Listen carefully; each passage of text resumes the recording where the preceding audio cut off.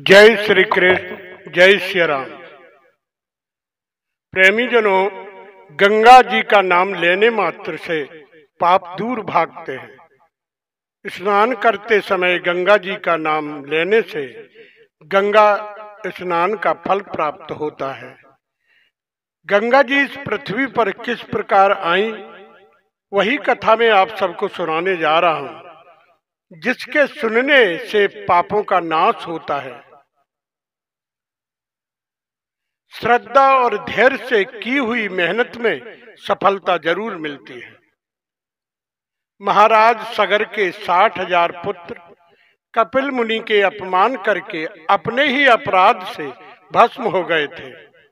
उनके उद्धार का केवल एक ही उपाय था, उनकी भस्म गंगा जल में पड़े तो ही उद्धार हो सकता है।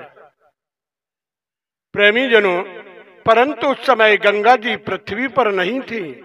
गंगा जी तो ब्रह्मलोक में ब्रह्मा जी के कमंडल में विराजमान थी। सगर के पुत्र अंशुमान ने गंगा जी को पृथ्वी पर लाने के लिए बहुत तपस्या की। तपस्या करते करते उनका शरीर का भी अंत हो गया। उसके बाद फिर अंशुमान के पुत्र दलीप अपने पिता के कार्य को पूरा करना चाहा, किंतु वो भी असफल ही रहे। उनकी उम्र भी तपस्या करते करते समाप्त हो गई। फिर उसके बाद दलीप के पुत्र भागीरथ ने जैसे ही देखा कि उनका ज्येष्ठ पुत्र राज्य का कार्य चला सकता है, पुत्र को राज्य देकर वन में चले गए। पिता पितामह जिस कार्य को पूरा नहीं कर सके थे, उसे उन्हें पूरा करना था। दीर्घ काल तक तपस्या के पश्चात गंगा जी प्रसन्न होकर दर्शन भी दिए और बोली, मैं पृथ्वी पर नहीं आना चाहती, क्योंकि यहाँ के पापी मुझ में स्नान करेंगे, उनका पाप मुझ में रह जाएगा। यह पाप कैसे नष्ट होगा? फिर मेरे बेग को संभालेगा कौन? भागीरथ ने बहुत निवेदन किया, हे माते, आप पाप का भय न करें। अगर पापी लोग स्नान करेंगे तो उनके पाप रह जाएंगे, तो फिर भक्त लोग भी तो उसमें स्नान करेंगे, उससे सारे पाप धुल जाएंगे और आप हमेशा शुद्ध बनी रहेंगी। और हे माते, भगवान शंकर आपका बेग संभाल लेंगे।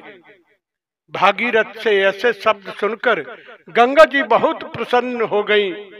उसके बाद भागीरथ ने फिर तपस्या की। तपस्या से शंकर जी को प्रसन्न कर लिया। शिव जी ने कहा, हे भागीरथ, वरदान मांग लो, क्या चाहते हो? भागीरथ ने शिव जी से कहा, हे भगवान, गंगा जी पृथ्वी पर आना चाहती हैं, आप उनके बेग को सहन कर लीजिए। इतनी कृपा मेरे ऊपर बस कर लीजिए। आशुतोष भगवान शिव जी ने गंगा जी को मस्तक पर धारण करना स्वीकार कर लिया, परंतु ब्रह्मलोक से पूरे बेग से आकर गंगा जी उन विराट मूर्ति शिव जी की जटाओं में समा गईं।